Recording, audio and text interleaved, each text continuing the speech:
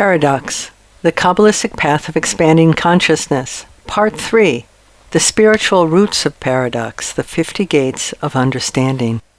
One explanation for the purpose of our sojourn in this world is to know God. Yet that is an impossible task. Our mind is finite and God is infinite. There will always be aspects of God that do not fit into our limited capacity to know Him, her, it. And so this quest to know God is a journey of expanding consciousness, of stretching our capacity to hold truths that eluded us the day before. When the deepest secrets of the universe, now beyond our mind's grasp, start to enter awareness, they do not at first make sense. Our logical mind rejects them as irrational. That is the definition of a paradox, a truth that the logical mind cannot grasp in its fullness, and so instead the truth splits into two mutually exclusive half-truths that contradict each other and yet irrationally are both true. A spiral provides a metaphor. It is a geometric shape that is difficult for the mind to compute. And so the mind deconstructs the spiral into its two elements, the line, which describes its forward motion, and the circle, which describes its cycle of repetition. And that produces two half-truths that contradict each other and yet are both true. A spiral is linear. A spiral is circular. The spiral is a contrived paradox. Real life presents real dilemmas, which, because they do not fit into the cubbyholes of our rational mind, get labeled irrational, crazy, meshuggah. And so Kabbalah teaches that the path of knowing God is a path of deepening capacity to bear paradox, meaning, more specifically, the ability to tolerate and even embrace the apparent irrationality of paradox. For example, he is not bearing paradox. Instead, he is frustrated, angry, and melting down. Whereas he is bearing paradox. It is putting him through changes, but he is working with it. For that is the secret of navigating through a fog of contradictions that just won't settle into a tidy solution. When you identify the hidden paradox at the heart of the matter, suddenly the haze clears and the light shines. Aha! It's just a paradox. This and this, though it totally contradicts the first, are actually both true.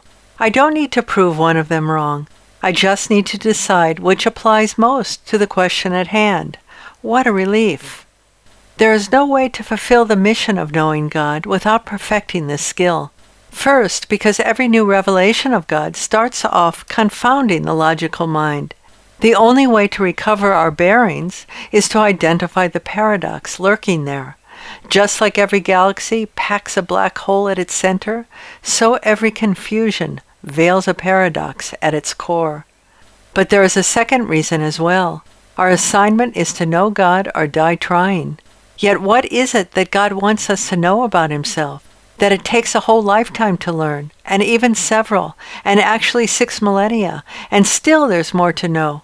What is behind that curtain?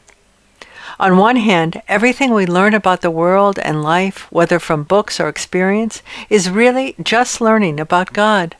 The Talmud asserts that God's seal is truth. Whenever we discover a truth about the world, we have learned something about God.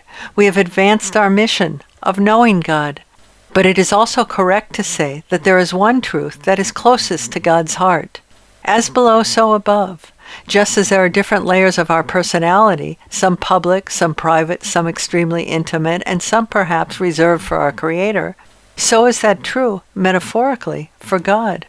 And the deepest, most intimate truth that God wants to share with us, the truth closest to core, so to speak, is the truth of His no-thingness, His pure, simple, one and onlyness, the truth of truths, that God is absolutely, indisputably one.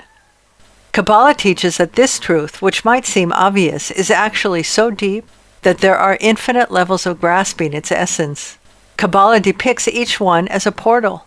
Our quest to know God snakes through 50 gates of understanding, which are 50 levels of grasping what it really means that God is one. And then the 50th gate contains another 50 within it, ad infinitum.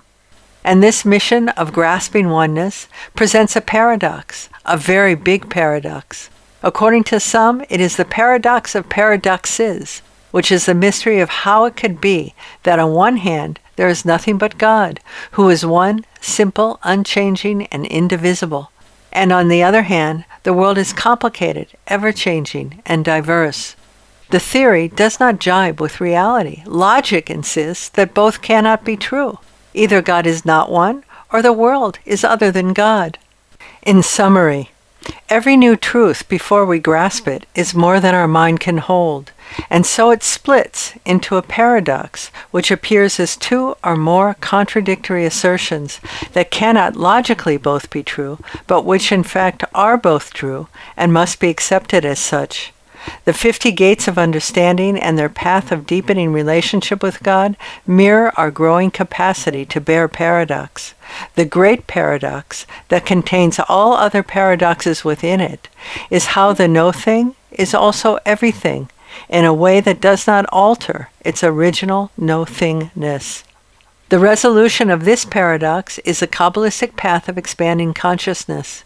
Each new gate of understanding presents a more earth-shaking, mind-blowing, and life-altering implication of this paradox. Come, the gates beckon. Let's see where Kabbalah's path of paradox will take us.